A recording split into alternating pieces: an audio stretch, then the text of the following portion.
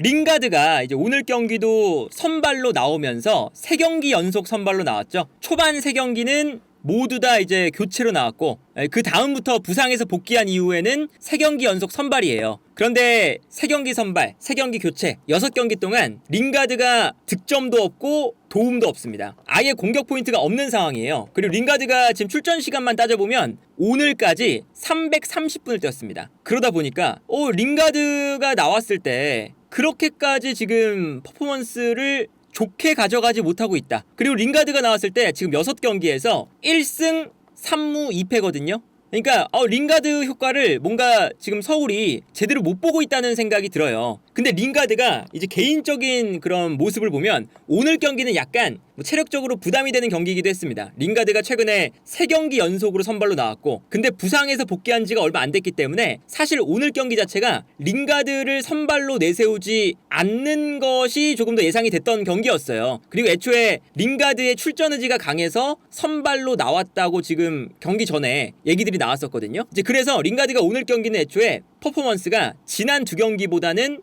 조금 내려와 있던 것도 사실인데, 링가드가 그래도 본인이 보여줄 수 있는 건 보여주거든요. 그런데 이 링가드의 개인적인 퍼포먼스가 안 좋다라고 얘기하기 전에 서울이 링가드의 움직임을 약간은 좀 잘 못 활용하고 있다에 좀 더 가까운 것 같아요. 이게 어떤 거냐면, 링가드가 기본적으로는 오늘 경기도 최전방 투톱 중에 한 자리, 약간 세컨드 스트라이크로 나와요. 근데 여기서 링가드의 움직임 자체가 굉장히 자유롭죠. 그런데 링가드의 그 맨유에서 링가드가 한창 어린 선수에서 성인 무대로 올라올 때 들었던 이야기가, 링가드의 활동 반경이 정말 넓고 좌우 측면, 중앙 미드필더 혹은 세컨드 스트라이커 가리지 않고 이곳저곳을 뛰어다닐 수 있다. 이게 장점이었어요. 그리고 특히나 무리뉴 감독 때 무리뉴가 링가드가 측면 공격수지만 수비도 하고 공격형 미드필더로 나와도 수비를 열심히 하니까 무리뉴가 좋아했습니다. 그때 왜 그랬냐면, 포그바가 수비를 안 하는데 오히려 미드필더인 포그바가 올라갈 때 공격형 미드필더인 링가드가 내려와서 포그바 대신 수비를 했거든요. 그래서 이제 링가드의 장점은 저렇게 폭넓은 활동 반경이 있는 건 맞아요. 그런데 서울이 링가드를 영입한 이유는 결국 링가드를 통해서 뭔가 공격적인 포인트를 만들어내길 원했던 것도 있잖아요. 그런데 링가드가 지금 서울에서도 어떤 방식으로 활용이 되냐면, 너무 할 정도로 많이 내려옵니다. 예를 들면 왼쪽 오른쪽 측면 공격수들이 좀 올라가면 이제 링가드를 비롯한 한승규, 임상엽 이런 선수들이 좀 가운데로 들어옵니다. 그러면 여기서 오늘 경기를 기준으로 백상훈, 기성용 이 두 선수가 있고, 이 두 선수가 상황에 따라서 압박을 받을 때가 있잖아요. 그러니까 예를 들면 기성용과 백상훈 미드필더들이 압박을 받으면 링가드가 내려오기 시작하거든요. 오히려 임상엽이나 한승규 선수는 그냥 올라가 있고요, 링가드가 자유롭게 움직이면서 좀 풀어주는 역할을 해요. 그래서 예를 들어서 측면에 있는 강상우가 높게 올라가면서 수비를 끌고 움직이면 이때 링가드가 측면으로 나오면서 볼을 받아준다거나 이렇게 약간 내려오면서 플레이를 많이 해주고, 박스 안에서 이제 선수들이 오밀조밀하게 밀집해 있을 때도 링가드가 안쪽에 있다가 패스가 안 오니까 뒤로 빠져서 볼을 받은 다음에 여기서 링가드가 앞쪽으로 공급을 해주는 이런 역할을 맡고 있어요. 그러다 보니까 링가드가 열심히 뛰면서 이곳저곳 움직이는 건 좋은데, 너무 링가드가 밑에까지 내려와서 빌드업에 관여를 하는 것이 아니냐라는 얘기가 나올만 합니다. 이 장면도 보시면 김천이 앞쪽에 수비 라인을 만들고 있는데, 링가드가 요 미드필더 라인에서 볼을 전방으로 뿌려주질 못하니까 자연스럽게 링가드가 바깥으로 나와요.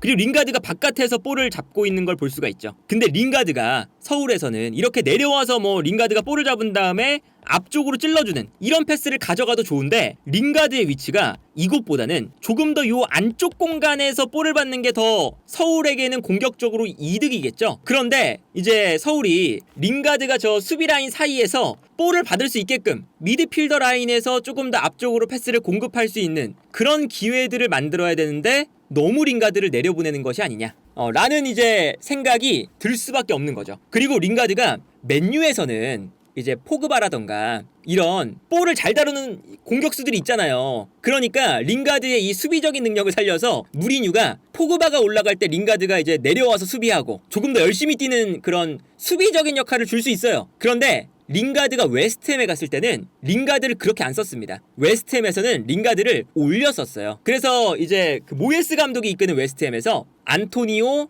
링가드, 왼쪽에 뭐 포르날스, 벨라마 이렇게 공격수들이 링가드를 중심으로 앞쪽으로 올라오면서 역습을 했습니다. 그래서 링가드가 오히려 웨스트햄에서 더 위쪽에서 뛰면서 그때 당시에 링가드가 프리미어리그 내에서도 물론 반시즌이었지만 최고의 공격형 미드필더 중에 한 명으로 손꼽힐 수 있을 만큼의 활약을 보여줬거든요. 그러니까 이게 맨유에서는 링가드가 뭐 중심이 돼서 볼을 막 뿌려주거나 그런 건 못할지 몰라도 웨스트햄 정도로 내려왔을 때는 링가드가 수비적으로 뛰는 게 아니라 공격적으로 뛰면서 되게 잘했어요. 근데 서울에서 K리그 내에서 서울이 그래도 전력이 좋은 편이니까 링가드를 그러면 조금 더 위쪽에서 뛰게 하는 것이 맞는 게 아니냐 하는 생각이 일단은 첫 번째로 드는 거죠. 그래서 지난 경기도 보면 수비 라인에서 볼을 전개하는데 미드필더 라인에서 일단은 압박을 당하고 있으니까 링가드가 앞쪽에 있다가 내려옵니다. 내려오고 상대팀들이 링가드를 따라가다가 링가드의 기술적인 면모가 좋으니까 따라가다가 그냥 멈춰요. 그러면서 링가드가 내려와서 볼을 받은 다음에 여기서 이제 볼을 공급하거든요. 근데 상대팀들은 그냥 링가드한테 다가서지 않고 슬슬 물러나고 있죠. 어차피 달려가면 링가드가 이걸 풀어내면 그 순간 위험해지니까 내려가는 거고, 그럼 여기서 링가드가 앞쪽으로 패스를 해주면 어차피 수비가 밀집한 공간으로 주는 거기 때문에 이게 그렇게까지 의미가 없어요. 이 장면도 마찬가지입니다. 이 장면도 보시면 왼쪽에서 볼을 가지고 올라가다가 이 안쪽으로 패스를 넣어줘야 되는데 패스를 넣어줄 만한 선수가 좀 부족했습니다. 특히나 이 미드필더 라인에서 올라와서 이 공간에서 볼을 받아줘야 링가드가 좀 안쪽에서 볼을 잡을 텐데 지금 이 장면을 보면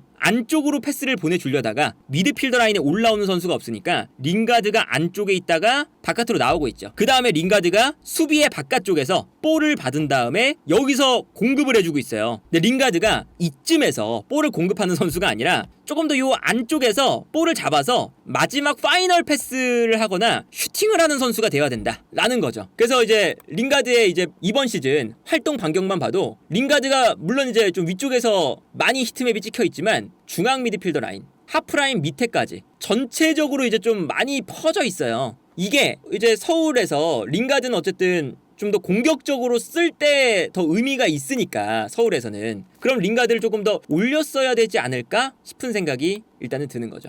그리고 이제 링가드가 공격 쪽에서 뛸 때도 좋은 찬스가 많이 나오거든요. 그러니까 링가드가 앞쪽에서 특히나 최근 들어서는 일류첸코와의 호흡이 나쁘지 않아요. 그러니까 어떤 거냐? 일류첸코가 기본적으로 이제 피지컬도 좋고 포스트 플레이를 잘하니까 앞쪽에서 일류첸코가 볼을 받아줍니다. 수비랑 싸우면서 볼을 받아주고 뛰어들어오는 링가드에게 떨어뜨려줘요. 그러면 링가드가 볼을 받아서 이제 뛰어들어가는 선수에게 찔러줍니다. 찔러주는데 여기서 마무리가 안 될 때도 많고, 그리고 링가드가 볼을 받았는데 여기서 뛰어들어가는 선수가 없어서 패스를 보내주지 못하고 링가드가 수비에 다시 가로막혀서 그냥 옆에 있는 선수에게 줄 때가 많고, 혹은 링가드가 뛰어들어갔는데 링가드한테 주지 못할 때나 아니면 링가드가 뛰어들어가면서 수비를 끌고 들어갈 때가 많거든요. 의도적으로. 근데 이 공간을 제대로 활용하지 못하는 이런 것들이 좀 많이 나와요. 그러니까 이게 김기동 감독이 어쨌든 링가드가 공격 지역으로 올라갔을 때 링가드의 강점은 오프 더 볼 플레이. 일단 본인이 공간으로 침투해 들어가는 것도 좋지만 링가드가 움직이면서 수비를 끌어당기고 그 공간을 활용한다거나 이런 오프 더 볼 플레이를 통해서 서울이 공간에 대한 이점을 가져갈 수 있는 게 많은데 뭔가 그런 공간에 대한 활용도가 좋지 않다. 그리고 두 번째는 링가드가 어쨌든 볼을 잡았을 때는 뭐 당연하게도 K리그 내에서 가장 기술이 좋은 선수인데 링가드가 볼을 잡았을 때 뭔가 주변에 있는 선수들의 움직임도 부족하다. 이런 것들이 뭔가 조금 더 링가드를 잘 활용할 수 있을 것 같은데 그럴 것 같은데 좀 아쉬운 면이 이제 없지 않아 있죠. 이 장면 보시면 이제 링가드가 앞으로 뜁니다. 뒤쪽에서 패스를 돌린 다음에 측면으로 수비를 끌고 나온 장면이에요. 그러니까 공간이 생겼죠. 이 공간으로 링가드가 약간 뒤에 쳐져 있다가 뒤로 백패스가 들어가는 순간 이 공간으로 뛰어요. 근데 링가드가 뛰어 들어갔을 때 여기서 이 공간으로 패스가 못 들어갔습니다. 이제 못 들어가다 보니까 여기서 그냥 간단한 횡패스가 들어가요. 이렇게 되면 이미 링가드가 뛰어 들어간 타이밍을 놓쳤기 때문에 링가드가 이제는 수비 라인에 갇혀 있죠. 타이밍이 한 템포 늦어지다 보니까 여기서 기성용 선수가 아무리 볼을 잡는다 하더라도 라인 사이로 이제는 주기가 좀 어려운 상황이 됐어요. 이런 장면이 되게 많이 나와요. 이것도 보시면 이거는 이번에 측면에서 스로인을 하려고 그래요. 근데 링가드가 열심히 뒤에서부터 뛰어들어가면서 김천의 수비수들을 뒷걸음질 치게 만듭니다. 그러면서 링가드가 뭐 이쪽으로 볼이 떨어져도 좋지만 링가드가 뛰어가기 때문에 수비가 뒷걸음질을 치면서 반대편에 공간이 나요. 그래서 링가드가 뛰어들어가고 수비가 순간적으로 링가드를 따라가면서 뒤로 물러났을 때 너무 명확하죠? 반대편에 공간이 넓습니다. 근데 여기서 스로인을 던졌을 때 이것도 세트피스의 일종이기 때문에 스로인이 약속이 돼 있다면 받자마자 반대편으로 전환을 줬을 거예요. 근데 여기서 약속이 좀 덜 되어 있는 건지 볼을 잡았을 때 반대편에 올라가는 선수를 못 봅니다. 그래서 뒤로 패스를 해요. 그러니까 분명히 넓은 공간이 형성되어 있는데 옆으로 패스를 주는 순간 이미 이 공간은 수비수들이 내려가고 있죠. 그러니까 이게 링가드가 열심히 뛰면서 뭔가 공간을 만들어 주려는 노력이 계속되고 있는데 그 공간을 좀 활용을 좀 못하는 면이 있다. 그리고 링가드가 뭐 이런 것뿐만 아니라 본인이 직접 뛰어 들어갈 때도 있어요. 오늘 가장 좋았던 장면 중에 하나죠. 링가드가 미드필더 라인에 있다가 뛰기 시작하고 뛰어가는 링가드에게 한 번에 찔러주는 패스. 그리고 링가드가 이 볼을 잡아서 볼을 끌고 올라가기 시작하죠. 근데 이제 오늘 아까 말씀드린 것처럼 링가드가 풀타임을 계속 뛰면서 100%의 체력은 아니거든요. 그러다 보니까 밀고 올라가다가 마지막에 몸싸움에 좀 밀려서 넘어지는, 여기서 이제 링가드가 조금만 더 컨디션이나 이런 게 좋았다면 슈팅까지도 갔을 텐데 뭐 이런 장면도 있고. 그리고 아까 말씀드린 일류첸코랑 잘 맞는다는 게 이거예요. 이 장면도 일류첸코가 앞쪽에서 일단 볼을 받아줍니다. 볼을 받아주고 수비가 일류첸코에게 당연히 쏠릴 수밖에 없겠죠. 쏠리는 순간 링가드가 미드필더 라인에 있다가 슬금슬금 올라와요. 그러면 일류첸코가 볼을 받아서 링가드한테 돌려주죠. 그럼 링가드가 볼을 잡아서, 아무래도 링가드가 가장 위협적인 공격수다 보니까 볼을 끌고 다니면서 수비를 본인에게 쏠리게끔 만듭니다. 이때 측면 쪽으로 돌아뛰는 선수에게 패스를 넣어주죠. 이 패스가 좋았어요. 링가드가 수비를 끌어낸 다음에 패스. 근데 여기서 이제 슈팅이 수비를 맞고 벗어나는 모습이 나옵니다. 이 장면은 이제 약간은 슈팅하기가 좀 애매한 장면이긴 했지만 요런 장면에서 뭔가 링가드의 패스를 마무리 짓지 못하는 것도 좀 아쉽긴 해요. 기본적으로 이 링가드가 열심히 뛰는 것에 비해 뭔가 결과물도 좀 안 나오고 이제 링가드를 너무 내려쓰는 것이 아닌가 싶은 장면도 나오고, 전술적으로도 아쉽고, 그리고 주변 동료 선수들의 뭔가 합이 안 맞기 때문에 아직까지 6경기나 지났는데 합이 안 맞는 것도 아쉽고, 분명히 이제 링가드라는 이런 영향력이 큰 선수가 있으면 팀이 분명히 공간적으로 수혜를 많이 봐요. 그러니까 예를 들면 뭐 우리 국가대표팀이 손흥민 선수가 있기 때문에 우리가 아시안컵이라던가 아니면은 월드컵 예선 같은 거 하면 다 손흥민이 볼 잡을 때 달라붙고, 손흥민이 조금만 움직이면 다 그게 막 쏠려서 주변 선수들한테 공간이 나오잖아요. 링가드도 당연히 K리그에서 그런 모습이 나올 수밖에 없는 선수인데, 그런 모습이 나오는데 그런 공간들을 서울이 활용하지 못한다는 거.